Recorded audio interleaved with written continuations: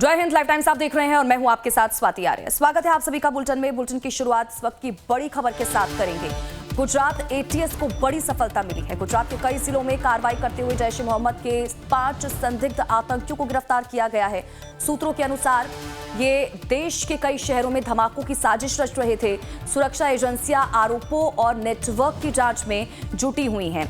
गिरफ्तार आरोपियों के नाम बिलाल आबिद शेरा, मोहम्मद अयूब कादीवाल उर्फ मोहम्मद खाड़ियासन, मोहम्मद शफी मुखी उर्फ शफी चापी, मोहम्मद हसन कराडिया उर्फ हसन हैदरपुरी और मोहम्मद अयूब सुनासरा उर्फ मोहम्मद अली जो है हुई है। तो एटीएस का बड़ा एक्शन, बड़ी सफलता एटीएस को मिली है। गुजरात से इन सभी की गिरफ्तारी हुई है। जैश ए मोहम्मद के 5 आतंकियों को गिरफ्तार किया गया है। निकुल पटेल ज्यादा जानकारी के साथ हमारे संवाददाता इसी खबर पर जुड़ चुके हैं। सीधा रुख निकुल का करेंगे, जानकारी लेंगे क्या कुछ अपडेट है उनके पास। निकुल, एक बड़ी सफलता इसे गुजरात एटीएस की कहा जा सकता है। 5 जैश ए मोहम्मद के संदिग्ध आतंकियों को गिरफ्तार किया गया है। कैसे अब इनपुट मिला, कैसे आतंकियों तक पहुंचती है एटीएस, जानकारी जरा दीजिएगा।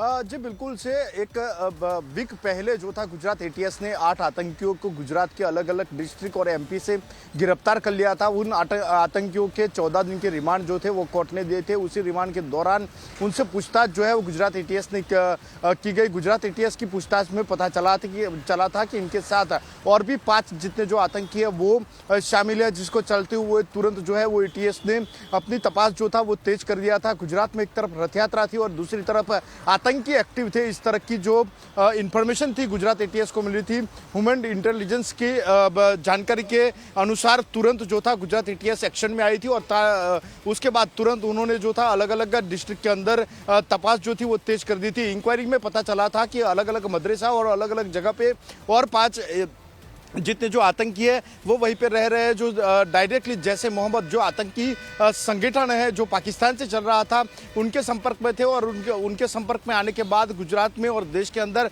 बड़ी आतंकी जो घटना को अंजाम देने वाले थे। उससे पहले ही गुजरात एटीएस ने इन 5 आतंकियों को गिरफ्तार कर लिया है। एटीएस की गिरफ्तारी के बाद पता चला है कि ये लोग जो थे वो अलग अलग विस्फोटक जो सामग्री थी उसको बनाने में मददगार बना रहे थे, जिसके चलते हुए इन 5 आतंकियों को जो गिरफ्तार कर गुजरात एटीएस लाया गया है। फिलहाल इन आतंकियों से पूछताछ जो है वो चल रही है। आपको बता दें कि इससे पहले 8 आतंकी और अब 5 यानी कि 13 आतंकियों को गुजरात एटीएस ने अब तक गिरफ्तार कर लिया है। आगे भी और संदिग्धों को गिरफ्तार किया जा सकता है। इन लोगों के साथ कौन कौन मिला हुआ था, इनका कनेक्शन क्या है, पाकिस्तान में बैठा हुआ हैंडलर जो इनके कांटेक्ट में था वो कौन है, इन सभी की जो पूछताछ है वो करने के बाद ही पता चल पाएगा। पर आपको बता दें कि देश और गुजरात के अंदर बड़ी आतंकी साजिश को अंजाम दे उससे पहले ही इन आतंकियों को गिरफ्तार कर लिया गया है।